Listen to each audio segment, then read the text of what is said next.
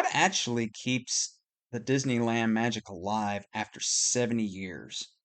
And even more interesting, can that same kind of magic exist somewhere closer to home, like a local fair? Welcome back to Jacob's Guest Lounge, where we explore the stories behind Disney magic. Today we're celebrating something truly special, Disneyland's 70th anniversary.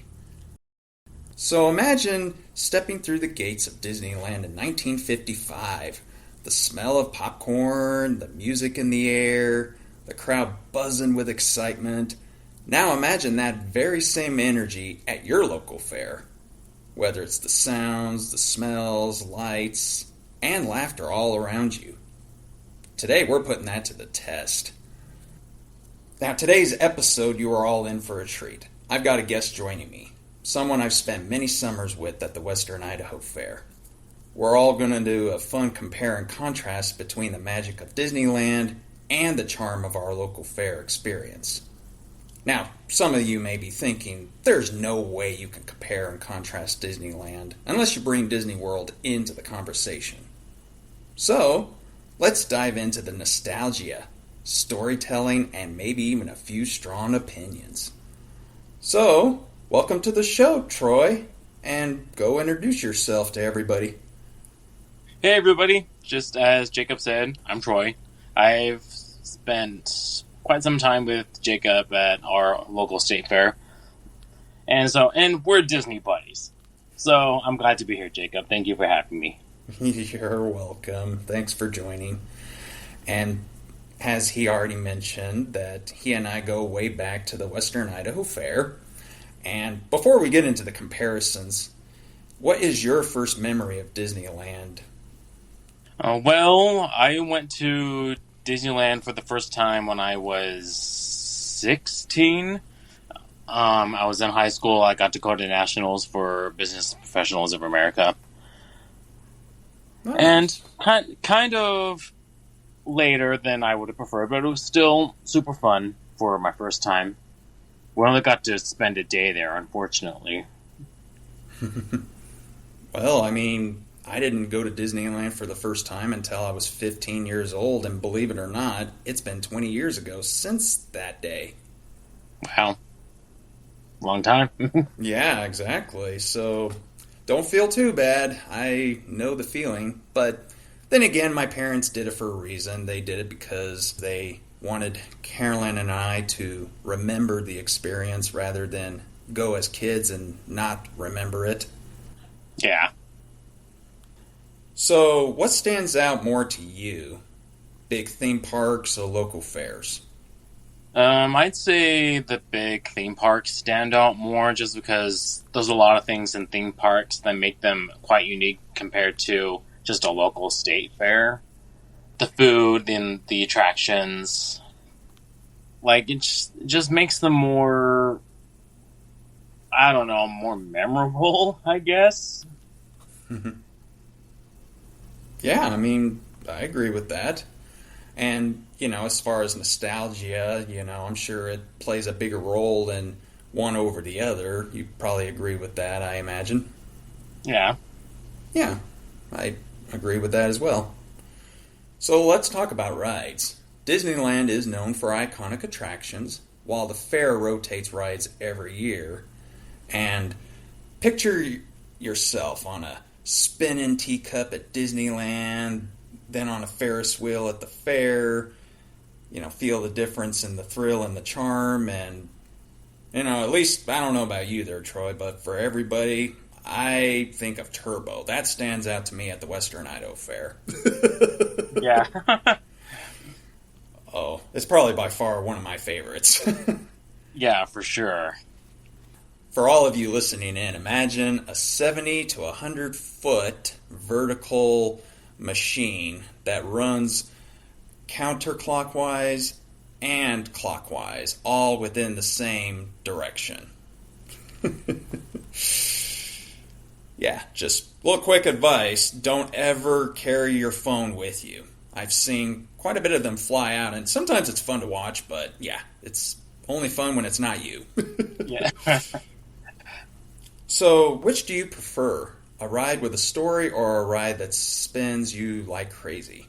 I think I'd prefer like a ride with a story, just because with the crazy spinny rides, all it takes is one, just for me to go, "Bleh! Okay, I'm done." Like, and versus the story rides, it's more visually entertaining and it's just more chill. Like, it's a story, it's pretty to look at, the music is catchy. Like, you get off on the exit, then you just go back on the entrance, get back on the ride again, and just do it all over again. Mm-hmm. Versus just a thrilling ride that just spins you round and round. That's just, yeah, no. I think I learned that the hard way after I just hit 30 that these kind of rides are only fun for a little bit, and fortunately I've yet to get sick on one, but as a result it's like, yeah, I think I can understand your point about if that's what you're interpreting, then yeah. Yeah, it's just, yeah, no.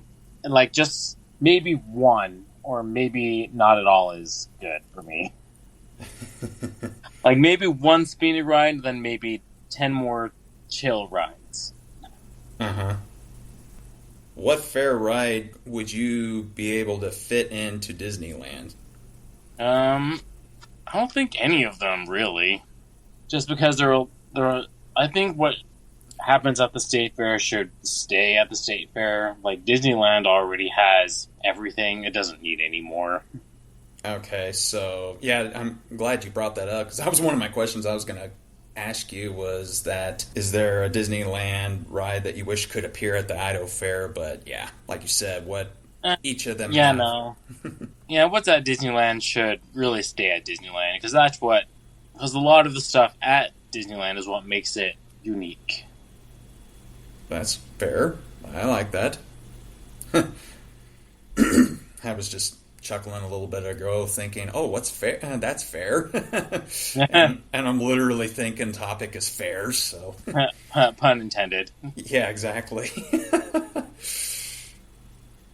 Now, this might be a hard category for you, maybe, but food or Disneyland snacks or fair food, the atmosphere, immersive lands versus lively fairgrounds.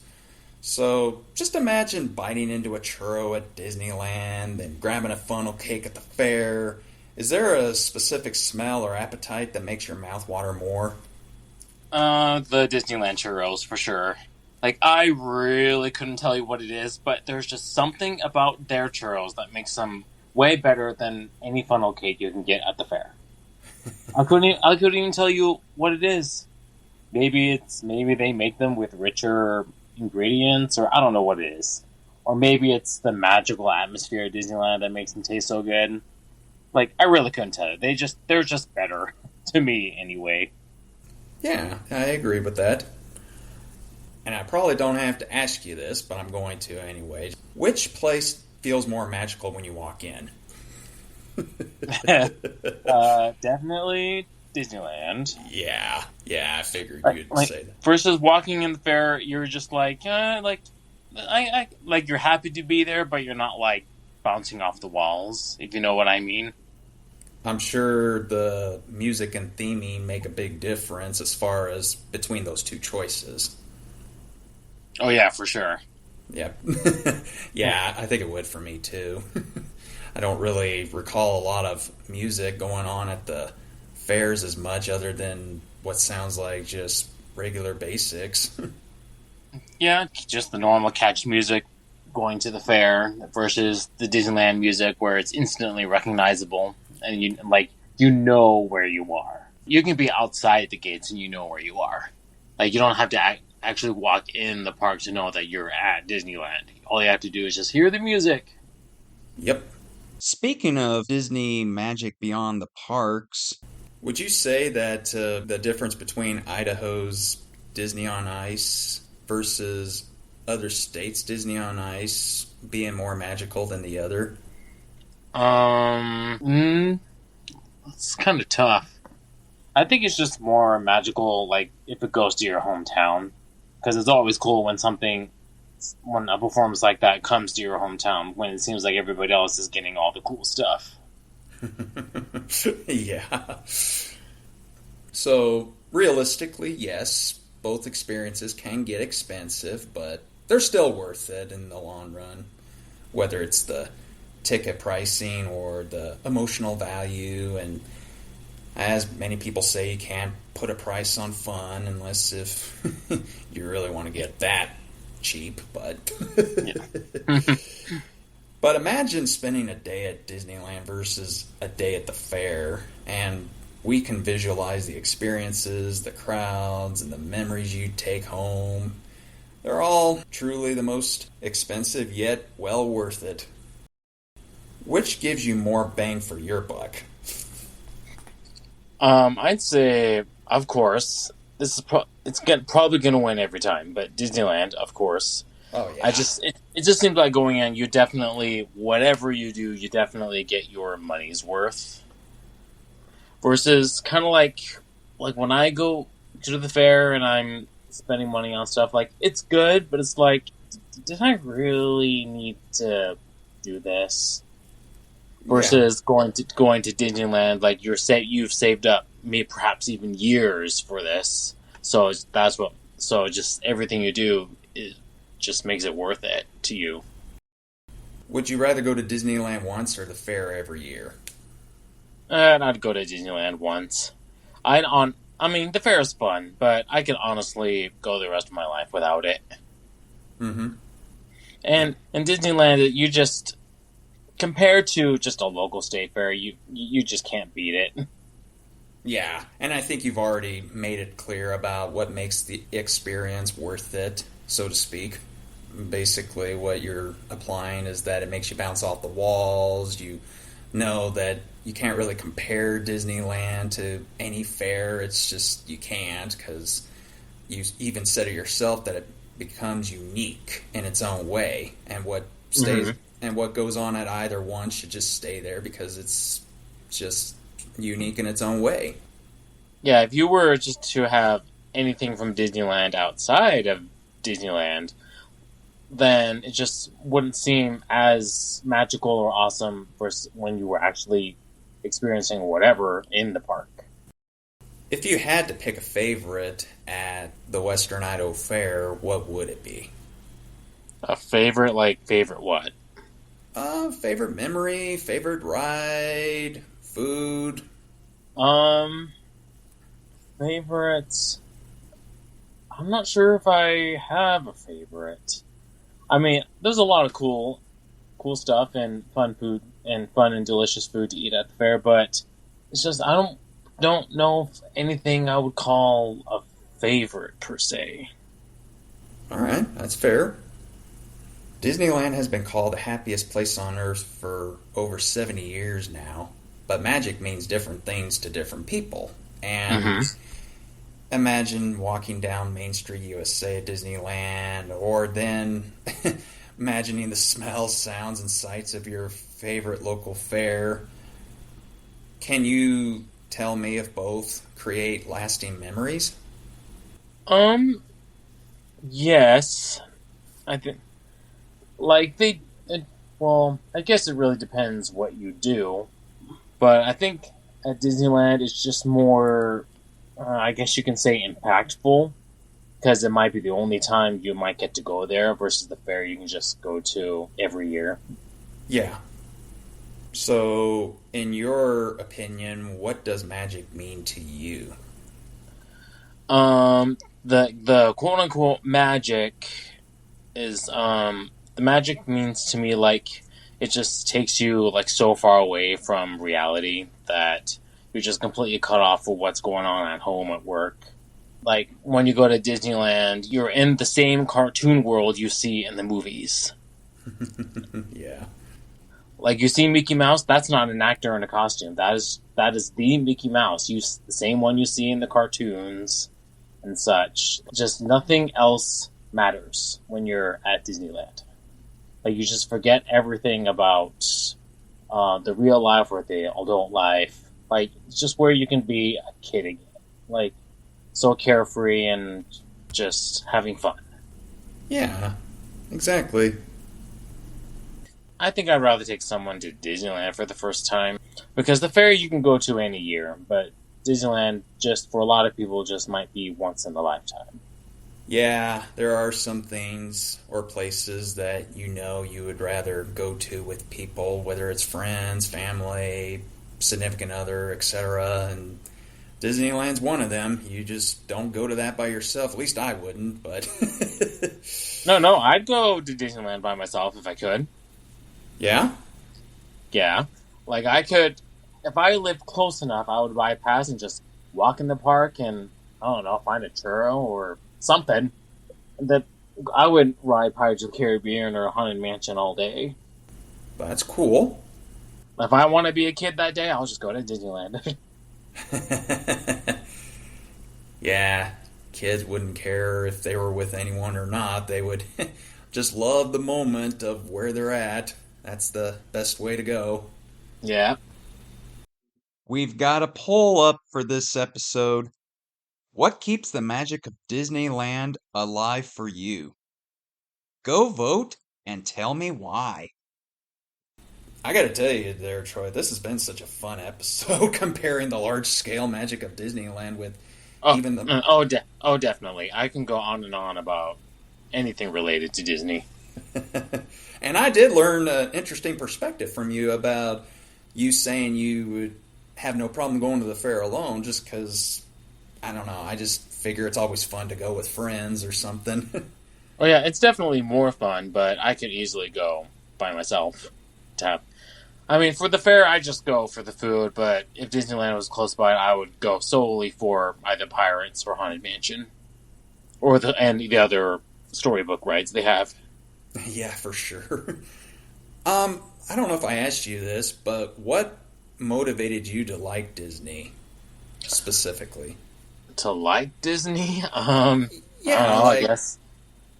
yeah, like whether it was a movie or maybe a TV show. Sometimes, in all honesty and fairness, when I think of you, when I see some Disney choices, I think of Goo Troop or a Goofy movie. I guess I really couldn't tell you. I've known Disney, I've watched Disney since I was just a really little boy. I think I just remember like the flashy colors on the TV screen and the catchy songs and some of the funny characters. I think as a little kid I didn't really know what I was watching, but as I grew up, it began to make more sense about what I was watching, and it just grew up loving it, I guess. Yeah, it's kind of like, in other words, you're picturing yourself sharing a memory from both experiences, either with friends or family, and it's just something that you can have at home, or you're able to feel that magic again every time you see them. Yeah. Yeah, I agree with that. Well, thanks again for being my guest and joining me today. I appreciate your time. Thank you. Before we go, I love to hear from you all. And if you want to tell us about the Disney movie that means the most to you, or even be a future guest on the podcast, it's super easy. Reply by my email, which is loungewithjacob@gmail.com. Your story can be featured on the show, and I can't wait to hear it. Before we wrap up, though, I've got something exciting to share. We're celebrating Father's Day, and it's just around the corner. We're diving into an all-episode about dads and Disney, from favorite father figures to park memories with the family. You won't want to miss it. And it'll be available next Tuesday. If you enjoyed today's episode, please follow the podcast and leave a 5-star rating on Spotify or Apple Podcasts. And if you have a moment, write a quick review. Your feedback helps the show grow and reach more listeners who love Disney stories just like Troy and I. Thank you for supporting the podcast. It means the world. And until next time, keep the magic alive, and I will see you all back here in the lounge.